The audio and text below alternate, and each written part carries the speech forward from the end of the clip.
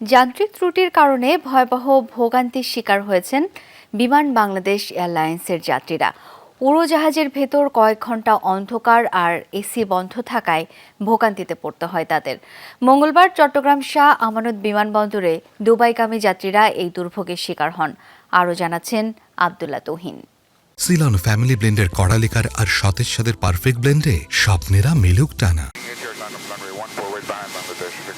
মঙ্গলবার বিকেল 5টায় ঢাকার হযরত শাহজালাল আন্তর্জাতিক বিমানবন্দর থেকে চট্টগ্রামের উদ্দেশ্যে ছেড়ে যায় বোয়িং 737 উড়োজাহাজটি। শাহ আমানত বিমানবন্দরে পৌঁছার পর যাত্রীদের ওঠানো হয় বিমানে। কিছুক্ষণ পরই প্রচণ্ড গরমে ঘামতে থাকেন সবাই। এর কিছুক্ষণ পরই বিমানের সব আলো নিভে যায়। গরমে দুর্ভোগ আর ভুতুড়ে পরিবেশ সৃষ্টি হয়। কোনোভাবেই সমস্যা ঠিক করা যাচ্ছিল না। পরে টেকনিক্যাল ত্রুটির কথা জানিয়ে উত্তেজিত যাত্রীদের নামিয়ে আনা হয় উড়োজাহাজ থেকে।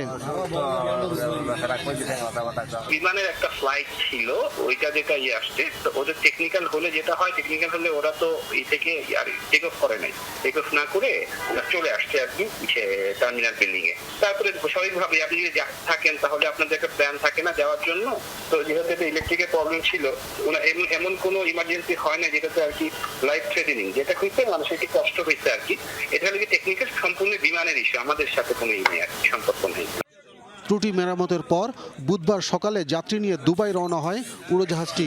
এর আগেও একাধিকবার এমন ঘটনা ঘটেছে রাষ্ট্রীয় উড়োজাহাজ সংস্থাটিতে। আব্দুল্লাহ তুহিন, যমুনা নিউজ, ঢাকা।